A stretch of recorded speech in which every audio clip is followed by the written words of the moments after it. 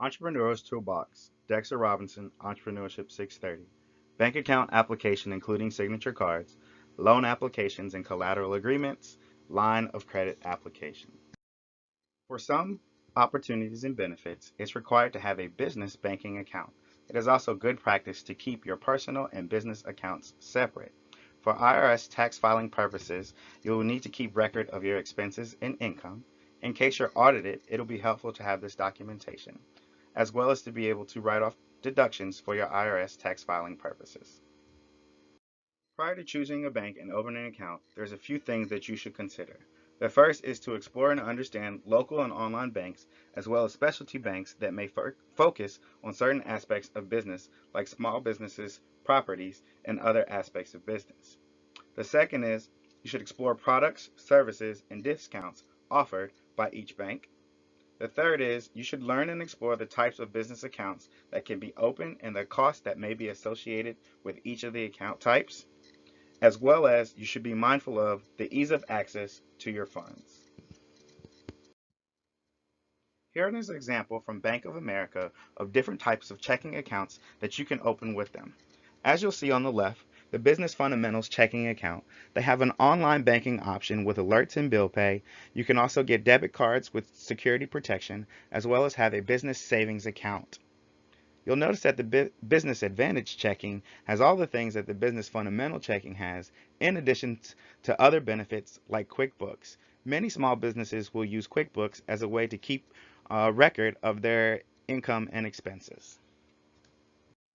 While required documentation may vary from bank to bank in order to open an account, here are some things that you should keep handy.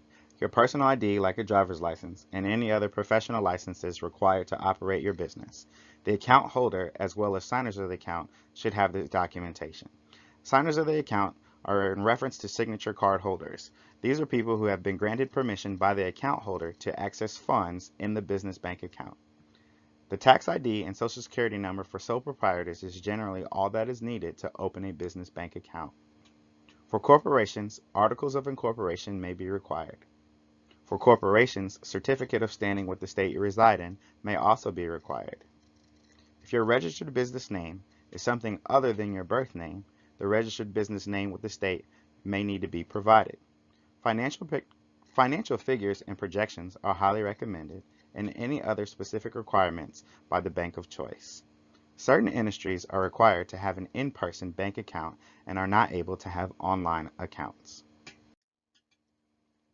Some things to keep in mind as best practices are to check your account monthly or quarterly to review and evaluate your finances. You should consult with a certified public accountant, better known as a CPA, to help you with record keeping and filing to accounting standards. You should also consult with your banker and take advantage of any banking services, discounts, products, or services that your bank of choice provides. Loan applications. We'll revisit the same things that you should consider prior to opening a bank account. You should explore and understand local and online lenders, as well as specialty lenders that may focus on certain aspects of business. You should explore products, services, and discounts offered by the lenders of choice. You should also learn and explore the types of business loans that are available to you. And most importantly, you should consider why your business needs a loan, as well as if the business can pay it back. The lender loan application can be a lengthy process, so here are 12 things that you should have when applying for a loan application. The first is simple. It's a cover sheet. It should have the information of the lender, your business's contact information, as well as the date. The second is a cover letter, which is a business personal statement saying why you need the loan and that you're requesting a loan, as well as a description of your business and your future plans. The third is a table of contents, which explains what else is in the loan application. The fourth is you requesting the loan and how you plan to use those funds. The fifth is a historical record of your business and a description of your business in greater detail, expanding upon what you've disclosed in your cover letter. The sixth is the organizational structure of your business. Banks want to know your management team, as well as their roles and responsibilities. In addition to anyone in your management team, they're also going to want want you to include any type of bankers or consultants that you work with, so they have a better idea of how your business is structured and run and operates. Number 7 is they want to know more about your product or service, especially the target market, so that they can do their own due diligence. 8th is they want to know the financial history of your business. They want to know profits, losses, as well as have a balance sheet of flows of your business. Number 9 is projections. They want to know your projected income, they want to know your balance, and they also want to know your cash flow, all in statements. You can see a CPA or an accountant to help you further your projections and get a good record or documentation to provide to the bank. Number 10 is they're going to want to know any kind of collateral that you may have, and they're going to use your collateral. They want to know the original cost as well as the market value. Collateral is essentially anything that has worth and can be sold.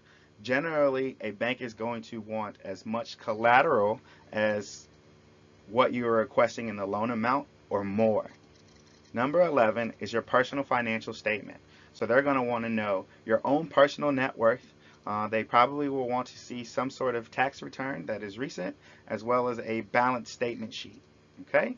And then 12th is in your loan application. There may be some additional information that you want to provide to show that your business is stable and needs the growth of the loan and needs the growth of the loan to continue to pursue your business efforts. A collateral loan agreement may be a supplement to your loan application. The agreement allows the lender to take ownership of your collateral property and provides them permission to sell that property if you default on your loan and make payments towards your loan amount. Lenders may price your collateral lower than the current market value for potential market fluctuations. The value and things that qualify may vary from lender to lender. And generally, your collateral needs to equal or be greater than the amount you are requesting to borrow, as well as it needs to be easily sold in the eyes and perspective of the bank. The benefits for the lender is that it's added security for repayment of your loan. For the borrower, the benefit is that it may provide you the ability to qualify for a larger amount of money requested than you could have without the collateral. Prior to opening a business line of credit, there are some things that you want to research and consider. The first is to explore and understand local and online lenders, as well as specialty banks that may focus on certain aspects of business. The second is to explore products, services, and discounts offered by lenders. The third is to learn and explore the types of credit lines that you may qualify for. The fourth is consider why you need a business line of credit. And then lastly, you need to consider the ease of access to funds. Prior to opening any type of account or applying for an application, you should always ask why and do I really need this? Opening a business line of credit can supplement your cash flow, fund opportunities, as well as be helpful in expanding your business. You'll note that Wells Fargo has business lines of credit that range from $5,000 to $100,000 of revolving credit with a rate as low as 1.75% depending on your credibility. By using your business line of credit, you can also gain rewards points through purchases on your MasterCard, and no collateral is required. If you look towards the bottom, you'll notice that there's different fees and rates that may be associated with opening a business line of credit. Prior to it being approved for a line of credit, banks and lenders are going to want to know generally 3 different things.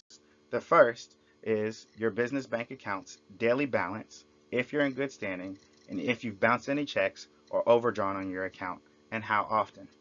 The second is your business's financial history. To fit the criteria to qualify for opening a line of credit, for most banks, you are required to have your business in operation for 2 years or more, as you will see in the previous slide's example with Wells Fargo. They're also going to want to see your bank account statements and other financial statements, as well as tax return statements. The third is your business credit report. So your credit score can range from 0 to 100. A 75 or better is considered to be a great score. You may be required, if you don't have a good credit score or you haven't been able to establish a credit score, you may be required to provide some collateral in order for you to be approved for your line of credit, or some institutions may require you to have a co-signer of a qualified borrower or a business associate. PNC is a great example of an institution that offers different types of lines of credit that can be opened by businesses. Below each type, you will find that there's different loan type benefits as well as typical usage for each line of credit. There can also be quicker credit decisions or more details required in order for you to establish or be approved for that specific line of credit.